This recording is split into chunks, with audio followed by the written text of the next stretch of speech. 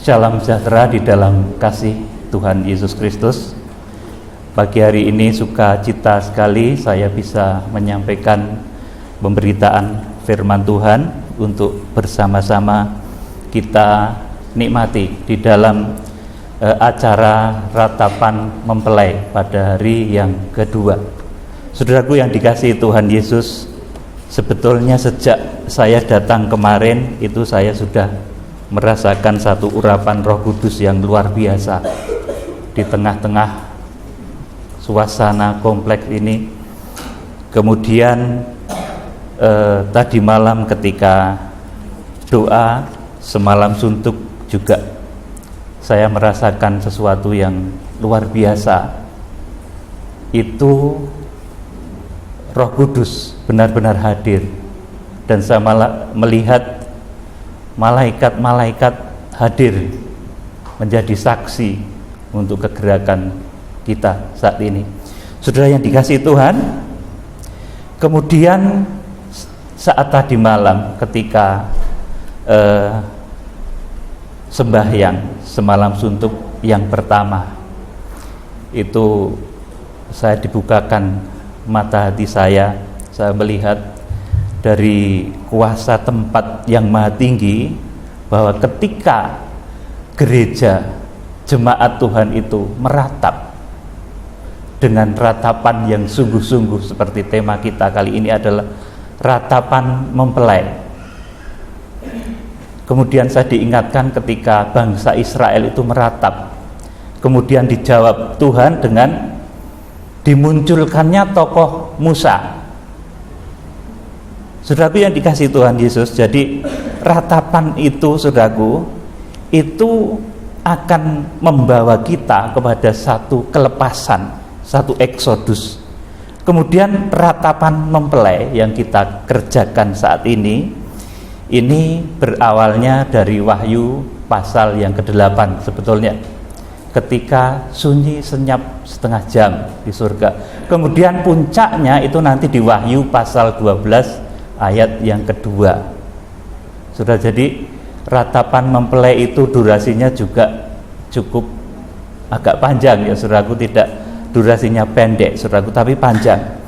Saudara yang dikasihi Tuhan, jadi ratapan mempelai itu nanti memunculkan, saudaraku, ini munculnya 7 guru, kemudian malaikat sang surya.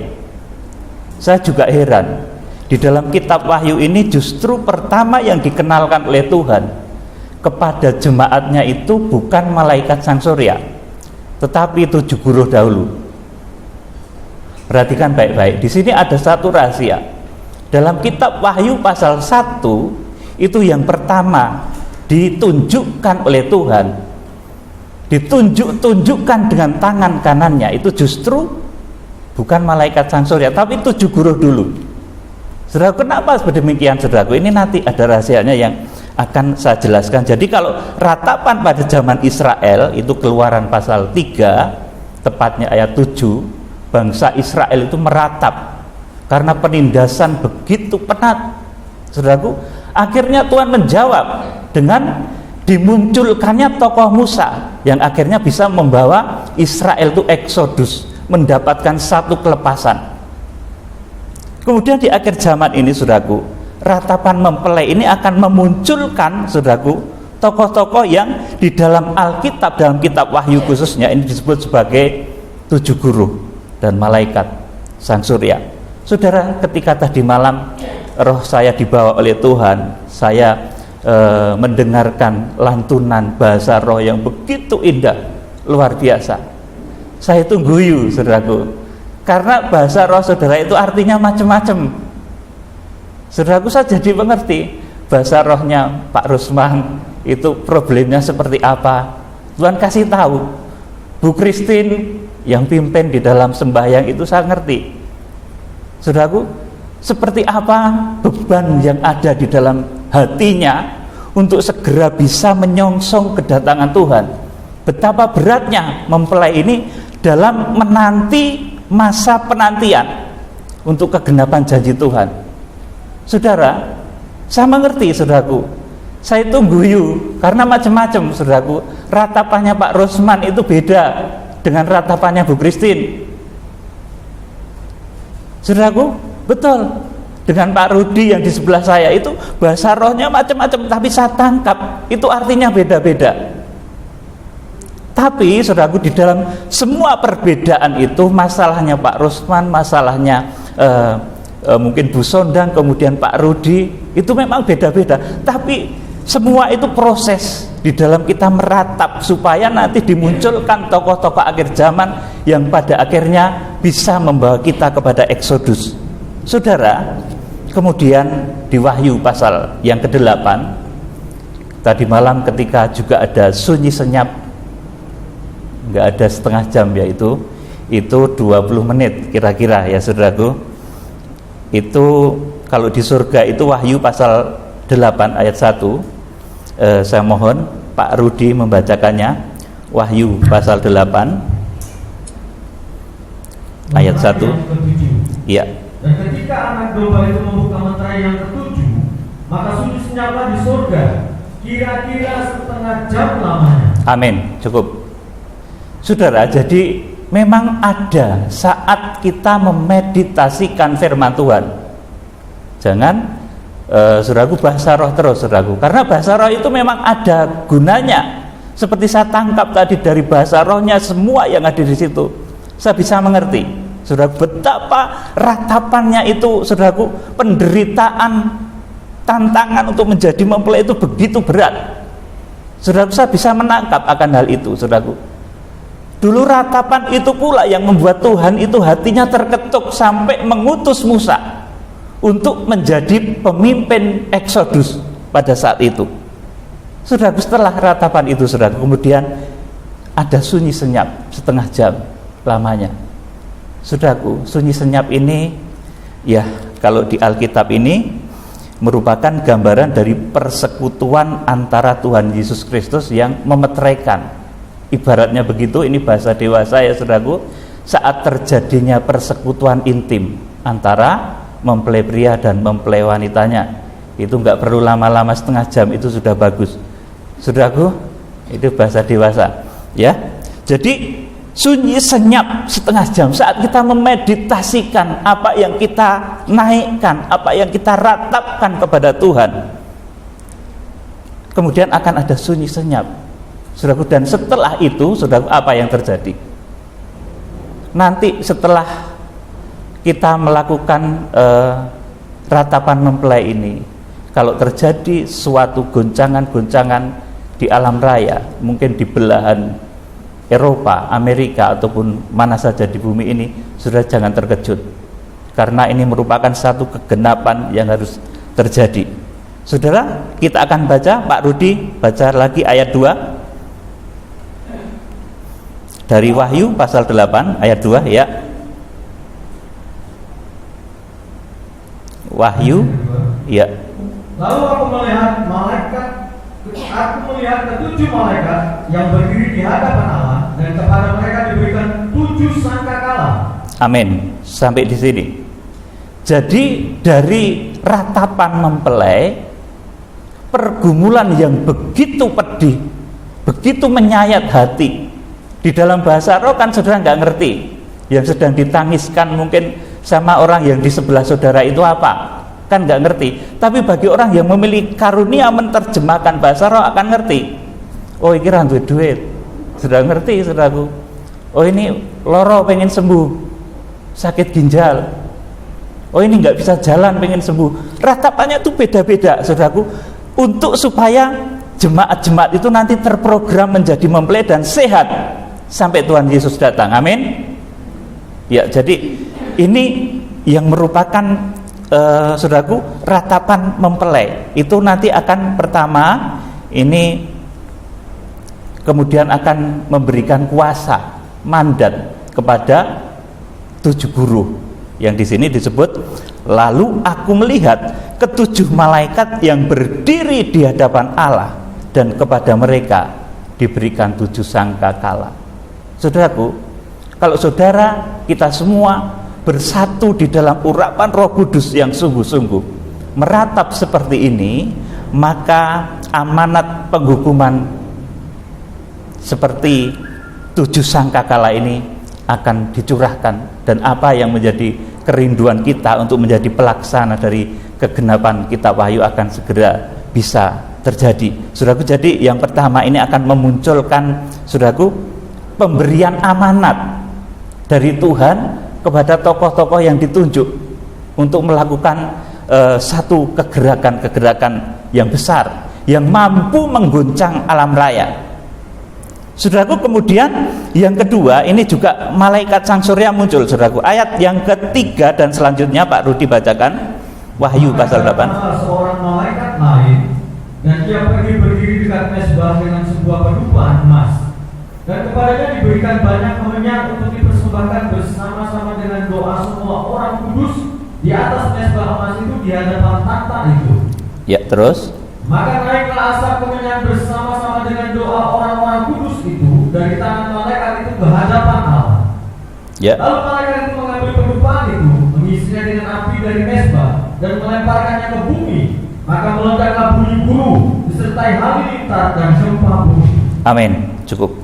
Jadi di sini kemudian juga muncul, maka datanglah seorang malaikat lain dan ia pergi berdiri dekat mezbah dengan sebuah pedupaan emas, dan kepadanya diberikan banyak kemenyan untuk dipersembahkannya bersama-sama dengan doa semua orang kudus di atas mezbah emas di hadapan tahta itu. Maka naiklah asap kemenyan bersama dengan doa orang-orang kudus itu dari tangan malaikat itu ke hadapan Allah. Saudaraku, dengan doa saudara, ratapan saudara, nanti ini akan mampu menggerakkan, saudaraku, kekuatan alam raya, meniupkan penghukuman kepada alam raya ini, yang di dalam kitab Wahyu pasal 8 ini disebut sebagai penghukuman 7 sangkakala. Saudaraku, iya, 7 sangkakala. Saudara yang dikasih Tuhan, ini sebagai intro saja, saudara, karena judul hakiki dari apa yang mau saya sampaikan saat ini sebetulnya adalah penggembalaan imam besar agung, penggembalaan malaikat sang surya, dan penggembalaan ketujuh guru. Ini yang akan saya sampaikan. Saudara mesti mengerti akan hal ini. Saudara, berita ini ditunggu-tunggu seluruh dunia. Saya sampaikan mengenai 7 bintang, mengenai 7 guru malaikat sang surya. Ini berita ini betul-betul ditunggu oleh seluruh penjuru bumi. Bahkan saudara yang menyaksikan saya lewat YouTube bisa melihat akan hal ini. Kegerakan kitab Wahyu segera akan kita jelang. Segera akan terjadi apa yang diputuskan oleh Tuhan akan segera terjadi. Saudara, saya akan kepada topik utama, yaitu penggembalaan imam besar agung. Wahyu pasal 1 ayat 9 sampai 20. Saudaraku yang dikasihi Tuhan, apa sih sebetulnya penggembalaan imam besar agung, penggembalaan malaikat sang surya, dan penggembalaan ketujuh guru itu, saudaraku? Kenapa malaikat sang surya enggak kelihatan saat ini? Saudara, saya beritahu ya, kalau malaikat sang surya itu kelihatan saat ini terlalu gampang. 7 gurunya itu kegampangan. Makanya harus bergumul supaya, saudaraku, di dalam mendidik tokoh-tokoh ini, saudaraku, gurunya itu tidak melempem, tidak bermental kerupuk, saudaraku, tetapi betul-betul satu perjuangan yang luar biasa. Sebab kalau malaikat sang suryanya nampak di depan kita, saudara, itu terlalu mudah nanti. Oleh karena itu, seizin Tuhan, malaikat sang surya tidak bersama kita, tapi berada di alam malaikat, saudaraku. Dan inilah yang membuat kegerakan ini istimewa. Nanti bagaimana malaikat sang surya itu berhubungan dengan ketujuh guru. Lah kalau malaikat sang suryanya itu berbadan seperti saya begini, saudaraku, penak banget, saudaraku. Misalkan di sini gurunya Pak Rudi, saya tinggal suruh Pak Rudi nubuat Eropa dibikin gempa, itu kepenaan, saudaraku. Sini Rudi nubuat Amerika dibikin satu kegoncangan sedikit supaya tidak sombong, begitu.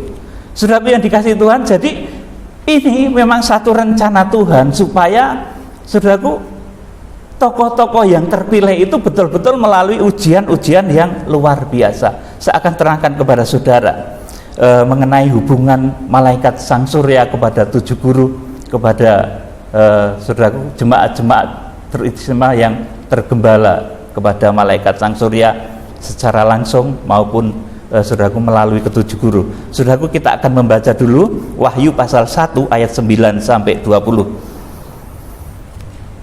Saya mohon. Iya, Wahyu pasal 1.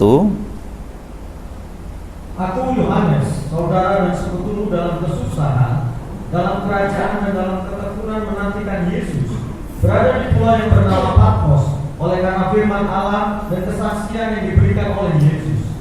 Pada hari Tuhan, aku dikuasai oleh Roh, dan aku mendengar dari belakangku suatu suara yang nyaring seperti bunyi sangkakala. Katanya, apa yang kau lihat, tuliskanlah di dalam sebuah kitab dan kirimkanlah kepada ke-7 jemaat ini, ke Efesus, ke Smyrna, ke Pergamus, ke Tiatira, ke Sardis, ke Philadelphia, dan ke Laodikia. Amin. Sampai di sini dulu. Saya akan terangkan.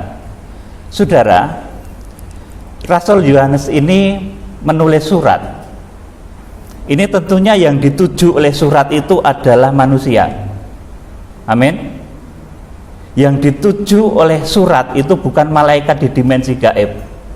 Oleh karena itu kitab Wahyu ini dituliskan untuk hamba-hamba Tuhan, teristimewa hamba-hamba Tuhan di akhir zaman. Jadi saudaraku, Rasul Yohanes ini menuliskan surat ini kepada angelos. Angelos itu di dalam arti umumnya adalah utusan-utusan, yang bisa berarti juga manusia, hamba Tuhan.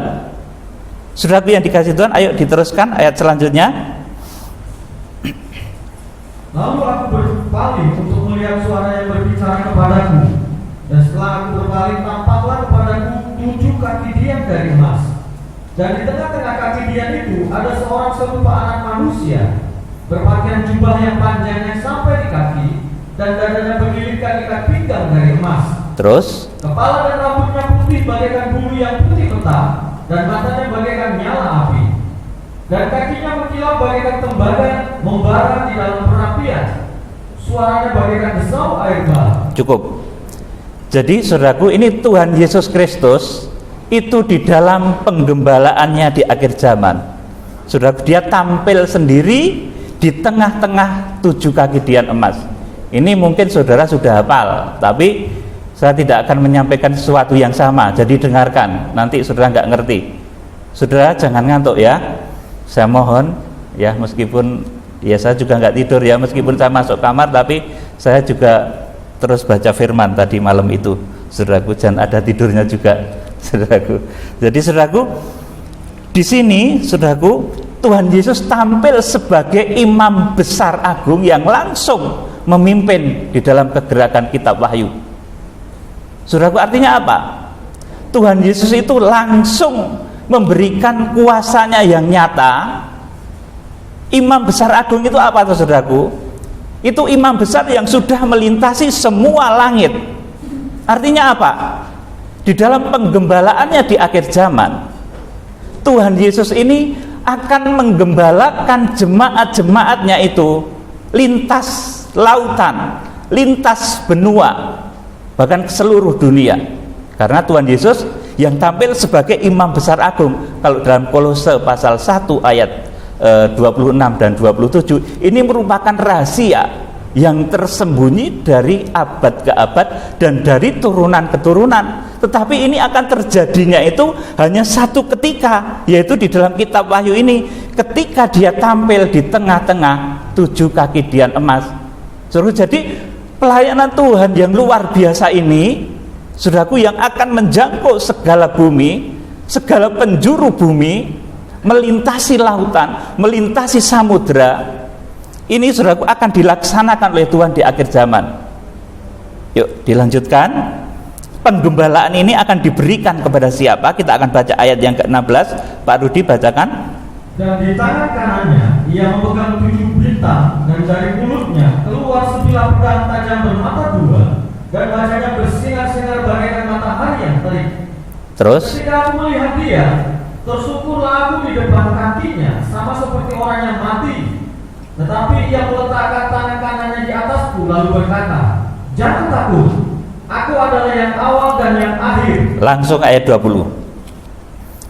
Dan rahasia ketujuh bintang yang telah kau lihat pada tangan kananku dan ketujuh kaki dia yang emas itu, ketujuh bintang itu ialah malaikat ketujuh jemaat dan ketujuh kaki dia itu ialah ketujuh jemaat. Amin. Saudaraku, jadi di sini amanat sebagai imam besar agung itu dipercayakan kepada hamba-hambanya yang di dalam kitab Wahyu pasal 1 ayat 16 disebut sebagai 7 bintang yang digenggam di tangan kanannya. Tangan kanan, saudaraku, artinya apa, saudaraku? Kalau tangan kanannya Pak Bupati misalnya, ini orang kepercayaannya Pak Bupati. Tangan kanannya Pak Presiden itu orang kepercayaannya Presiden. Ini yang dipercaya untuk melakukan amanat sebagai imam besar agung yang menyucikan dan mendamaikan. Ini adalah 7 bintang yang digenggam di tangan kanan imam besar agung. Dan bintang ini sesuai dengan yang ditulis dalam kitab Daniel pasal 12 ayat 3. Ini adalah orang yang bisa menunjukkan, saudaraku, jalan kebenaran kepada banyak orang. Bintang itu adalah orang yang bisa menunjukkan kebenaran kepada banyak orang. Bintang, bukan sentir, saudaraku. Kalau sentir atau kalau orang sini katakan itu pelita, itu bisa menerangi berapa orang kira-kira? 5? Ya, paling 5 toh, ya. Saudaraku, ini lampu yang di atas ini berapa watt? Ini paling 20 watt. Ini menerangi orang paling 40 atau 50, saudaraku. Kemudian lampu stadion mungkin itu ribuan watt, itu menerangi, saudaraku, orang yang juga jumlahnya banyak, makin banyak, saudaraku. Dan namanya bintang, saudaraku, ini pasti dilihat oleh ribuan orang. Ini ciri khas bintang yang tidak bisa dipalsu, dilihat dari berbagai penjuru bumi. Amerika itu melihat kalau bintang, Eropa melihat, Sinim China melihat, Australia melihat. Itu ciri bintang yang tidak bisa dipalsu. Jadi di akhir zaman itu Tuhan akan mengorbit, melantik hamba-hamba yang mau di dalam genggaman imam besar agung yang berciri bintang. Dia bisa memberi petunjuk banyak orang, bukan sentir, saudaraku, tapi bintang. Bintang itu dilihat ribuan orang, perkataannya ditaati ribuan orang. Itu bintang. Kalau saudara di dalam kegelapan, saya waktu menyetir malam-malam waktu nyari makan sama bunda, saya itu bilang, "Bunda, ini saya itu kalau malam-malam begini nggak tahu ini jalan ke utara apa ke timur." Saya nggak tahu betul, saudaraku. Ini terus gimana? Apa bawa kompas, saudaraku? Ya keluar, seharusnya lihat bintang baru tahu ada rasi bintang, biduk, waluku dan lain sebagainya. Kalau malam itu begitu, di tengah-tengah dunia yang semakin gelap ini, saudaraku, ini kalau kita ingin mendapatkan petunjuk, saudaraku, kebenaran tentang kitab Wahyu, tentang Revelation, tentang tabir yang terbuka, tentang hari saat penyelamatan Exodus final itu terjadi, itu hanya ada pada hierarki yang diberikan oleh Tuhan kepada ketujuh bintang, saudara, kepada 7 hamba Tuhan terpilih. Dan ini cirinya seperti tadi, bukan sentir, saudaraku. Bintang itu cirinya bisa dilihat. Orang Jakarta melihat, orang Surabaya melihat, orang Medan melihat, orang Amerika melihat, orang China melihat. Itu ciri bintang yang pertama. Saudara harus pahami akan hal ini. Dan kalau ada hamba Tuhan yang bisa memberi petunjuk seperti itu, dan mereka mau disatukan dalam fellowship genggam tangan kanan Tuhan Yesus, saudara harus taat. Karena itu adalah orang-orang yang dipilih oleh Tuhan Yesus Kristus. Dan saudara, ini seperti apa yang sudah disampaikan dalam kegerakan, ini waktunya sudah sangat dekat. Itu adalah iya dan amin. Saudara yang dikasihi Tuhan Yesus Kristus, jadi penggembalaan Tuhan Yesus Kristus, Dia di akhir zaman ini tampil sebagai imam besar. Itu artinya pelayanannya itu lintas pulau, lintas benua, lintas samudra. Saya kalau mendoakan orang, saudaraku, itu orang di Amerika, saudaraku, minta didoakan supaya tornado berhenti, saudaraku, dan berhenti betul, saudaraku, berbelok arah. Dan kalau itu terjadi seperti itu, saya itu selalu, oh Tuhan, ini bukan saya yang melakukan ini, Engkau, bukan saya. Orang dari jarak jauh di Medan minta didoakan, sakit ini macam-macam, saudaraku, dilawat oleh imam besar agung. Itu bukan saya, tapi penampilan Tuhan Yesus Kristus di Wahyu pasal 1 ini, yang siap untuk menjangkau, siap untuk menjamah, siap untuk menyembuhkan semua orang dari berbagai penjuru bumi ini. Jadi pelayanan imam besar agung ini, saudaraku, ini berkarakter luar biasa, saudaraku, di mana imam besar agung ini, saudaraku, memberikan karakter pelayanannya, saudaraku, memberikan amanat pelayanannya dan memiliki karakter yang luar biasa. Dia bisa menyembuhkan tanpa harus menyentuh. Dia bisa memberkati tanpa harus menyentuh. Dia juga bisa menghukum tanpa harus menyentuh.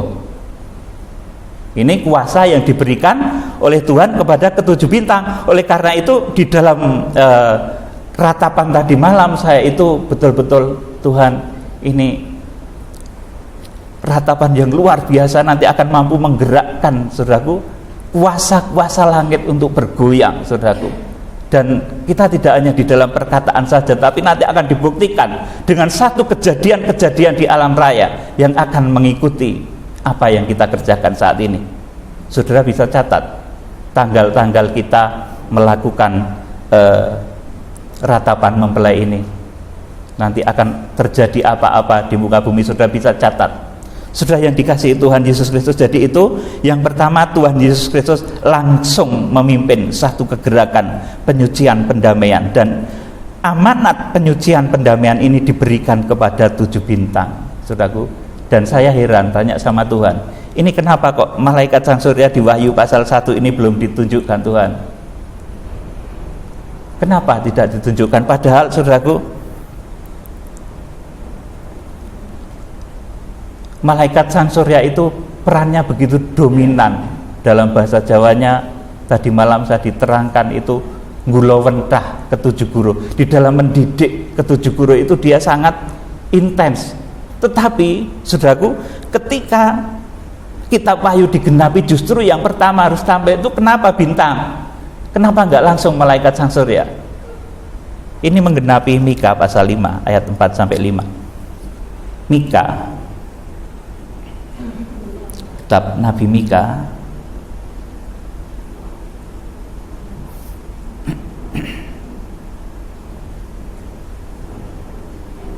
Mika pasal 5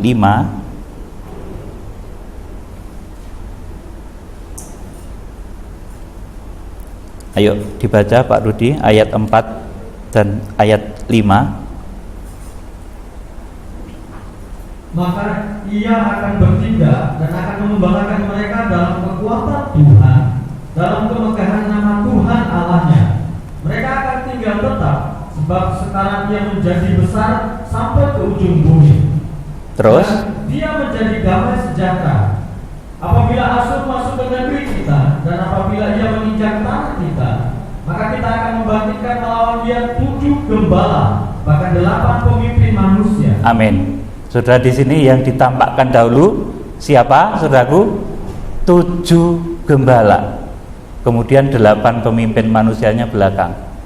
Saudaraku, seperti halnya kitab Wahyu ini tentang malaikat sang surya itu ditampilkannya tidak langsung di Wahyu pasal 1, tetapi mulai kelihatan di Wahyu pasal 5 sebagai malaikat yang gagah. Saudara bisa baca Wahyu pasal yang ke-5 ayat yang kedua. Kemudian di Wahyu pasal yang ke-7 ayat yang ke-1 dan kedua, itu ketika terjadi tarik ulur mengenai waktu, saudaraku. Jadi di tokoh-tokoh kegerakan itu juga ada tarik ulur ya, seperti kemarin di khotbah Bunda itu disampaikan, ya jangan takut, nanti itu di surga itu akan begini-begini dan lain sebagainya, saudaraku. Memang ada tarik ulur di antara tokoh-tokohnya itu, saudaraku. Yang satu itu menghendaki cepat, saudaraku. Yang satu itu ojo se, belum rampung ki gaweane, kerjaannya belum selesai, saudaraku. Jadi kita akan berjalan menurut apa yang ditetapkan oleh Tuhan. Jadi di antara tokoh-tokoh sendiri itu ada tarik ulur. Sampai di Wahyu pasal 7 ayat 1 dan 2 ini, saudaraku, 4 guru dari Indonesia itu sampai, saudaraku, agak sedikit bukan salah paham ya, kurang paham dengan apa yang dimaksudkan malaikat sang surya, saudaraku, sampai akhirnya terjadi satu tarik ulur mengenai masa, saudaraku. Kemudian akhirnya mengenai masa ini pun diputuskan oleh malaikat sang surya itu sendiri di Wahyu pasal 10 ketika dia bersumpah demi Dia yang hidup sampai selama-lamanya bahwa tidak akan ada penundaan lagi. Saudara yang dikasihi Tuhan, jadi di sini malaikat sang surya itu belum ditampilkan di Wahyu pasal 1 ini. Saudara, inilah kedahsyatan dari pemimpin kita, malaikat sang surya.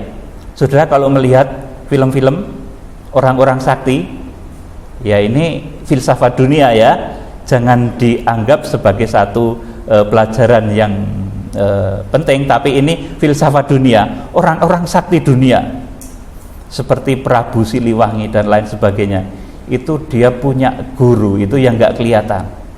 Kalau gurunya itu ketok, isek gampang, saudaraku. Tapi kalau gurunya itu sudah nggak kelihatan, dia mencarinya itu harus sambil meditasi, baru ketemu gurunya. Nah, disinilah letak kenapa malaikat sang surya itu disembunyikan di belakang, supaya seperti tadi saya sampaikan, 7 guru itu ora kepenaan lah nek nanti malaikat sang surya itu bentuknya seperti saya begini, saudaraku, masih ketok begini, saya suruh Pak Rudi nubuat sana, kepenak banget turah-turu nubuat gempa bumi, ya ora dadi, saudaraku. Jadi nggak bisa begitu. Itu harus betul-betul satu melalui pergumulan yang luar biasa. Jadi karena gurunya itu tidak kelihatan, guru dari ke-7 guru, gembala dari ke-7 guru ini tidak kelihatan, maka menjadi luar biasa.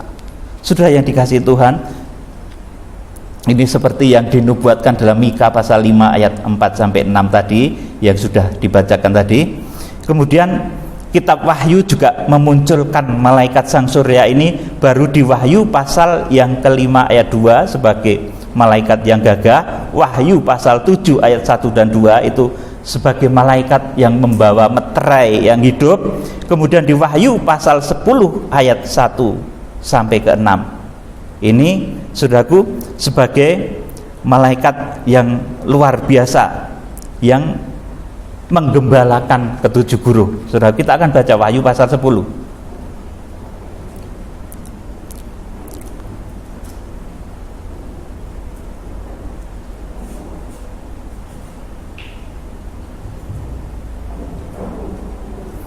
Mulai ayat 1 dibacakan Pak Rudi. Kita menemukan. Ya. Dan aku melihat seorang malaikat lain yang kuat turun dari surga, berselubungkan awan, dan pelangi ada di atas kepalanya, dan mukanya sama seperti matahari, dan kakinya bagaikan tiang api. Amin. Sampai di sini dulu. Ini malaikat sang surya yang dinubuatkan dalam Yesaya pasal 46 ayat yang ke-10 dan 11 sebagai unggas nasar dari timur, burung Garuda.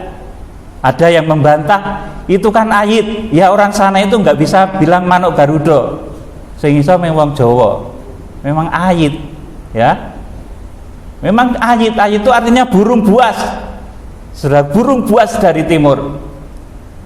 Wong Israel itu kalau lihat manuk Garuda yang ngertinya burung buas, saudaraku, burung buas dari timur, saudaraku. Ayit itu artinya burung buas, burung Raja Wali, kemudian Garuda itu termasuk juga, saudaraku. Ya memang nggak ada, kalau orang sana, orang Israel suruh bilang Garuda itu nggak ada. Oleh karena itu Yesaya 46 terpaksa menyebut ayit karena bingung mau nulis Garuda itu apa, saudaraku. Rano di sana, saudaraku.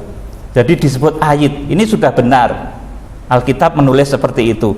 Saudaraku, Yesaya pasal 46 itu, saudaraku, yuk kita akan baca. Pak Rudi bacakan Yesaya pasal 46.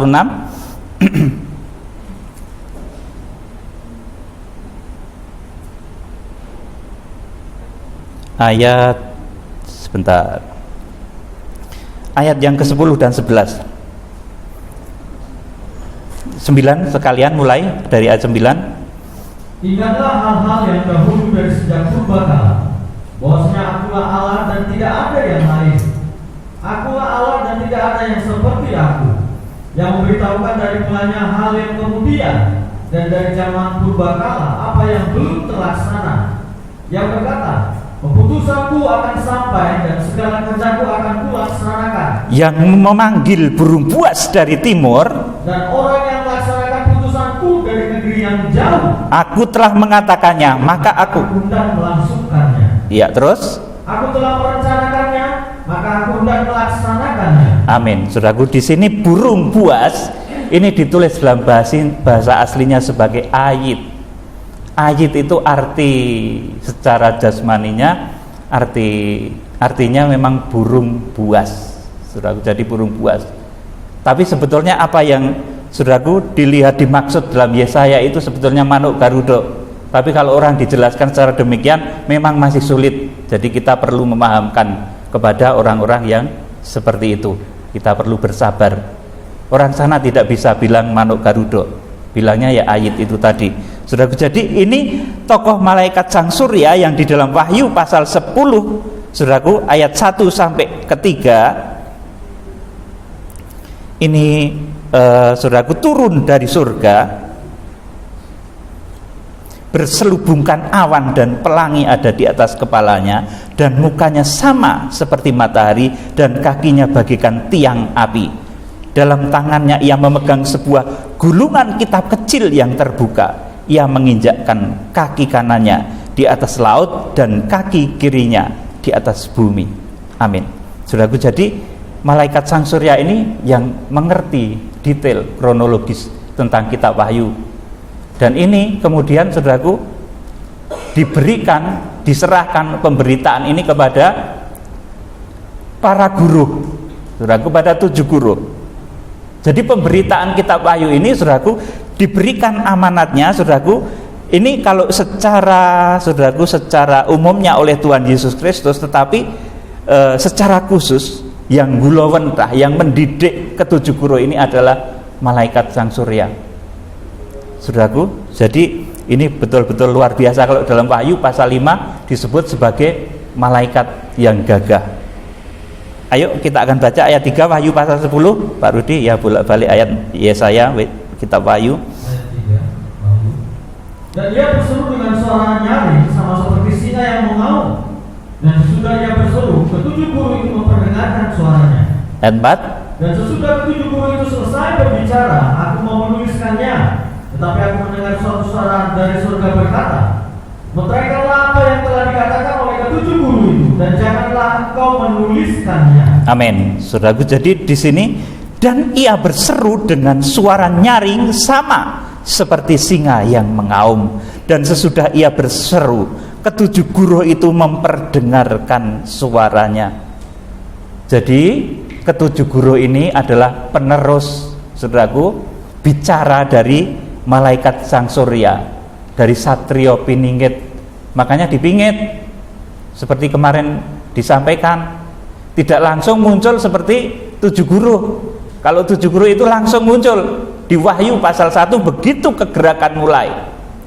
Saudaraku, yang ditunjukkan oleh Tuhan itu 7 guru dulu, tapi yang dipingit ini baru kelihatan di Wahyu pasal yang ke-5, kemudian Wahyu pasal 7 dan selanjutnya. Akhirnya puncaknya di Wahyu pasal yang ke-10 itu. Saudara, oleh karena itu dia disebut Satrio Pinandito Piningit Sinisian Wahyu. Kalau dalam bahasa Jawa, saudara yang orang luar Jawa mungkin kurang paham ini ya, saudaraku.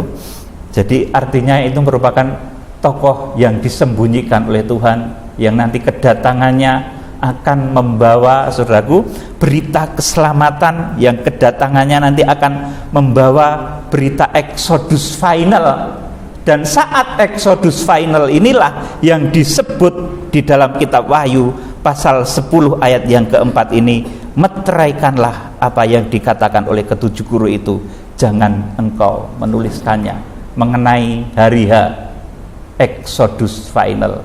Ini sebetulnya sudah dimengerti oleh ketujuh guru. Rasul Yohanes pun sudah ngerti, tapi nggak boleh nulis.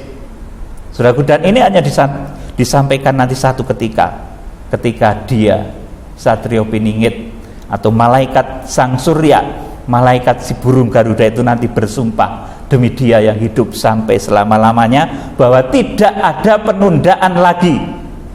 Pada saat itulah nanti berita tentang ini, tentang Exodus final ini disampaikan mengenai hari H-nya. Saudaraku, dan tidak ada penundaan waktu lagi.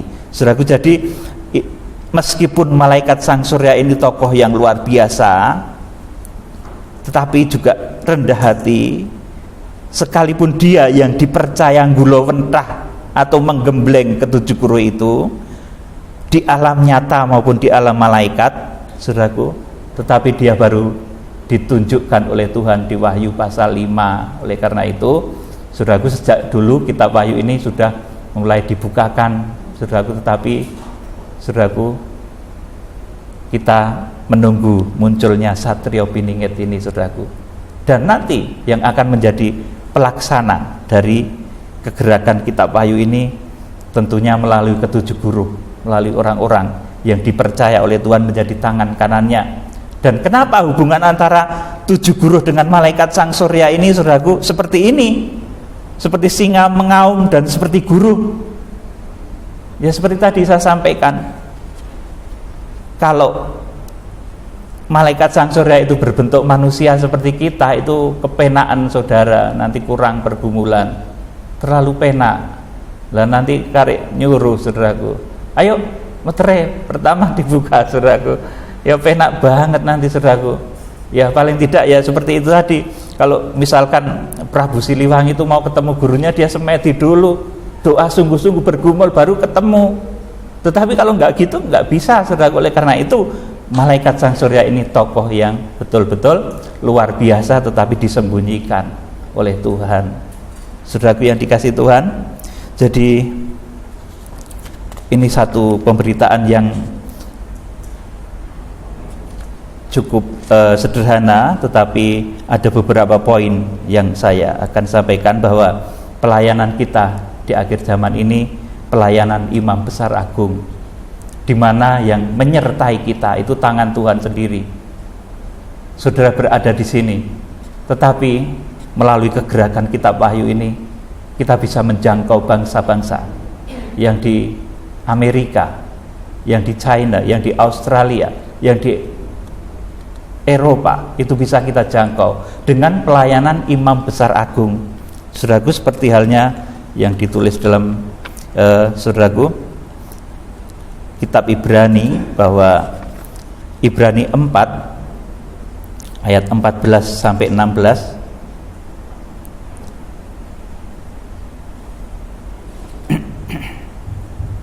Yesus sebagai imam besar. ya. Karena kita sekarang mempunyai imam besar agung yang telah melintasi semua langit, yaitu Yesus, Anak Allah. Baiklah kita terus berpegang pada pengakuan iman kita. Sebab imam besar yang kita punya bukanlah imam besar yang tidak dapat turun merasakan kelemahan-kelemahan kita. Sebaliknya, sama dengan kita, ia telah dicobai, hanya tidak berbuat dosa. Sebab itu, mari kita dengan penuh keberanian menghampiri tahta kasih karunia, supaya kita menerima rahmat dan menemukan kasih karunia untuk mendapat pertolongan kita pada waktunya. Amin. Saudaraku, jadi imam besar, karena kita sekarang memiliki imam besar agung yang telah melintasi semua langit, yaitu Yesus, Anak Allah. Baiklah kita teguh berpegang pada pengakuan iman kita. Jadi imam besar yang memimpin kegerakan kitab Wahyu ini adalah Tuhan Yesus Kristus. Dan saudara jangan takut, saudara jangan gentar.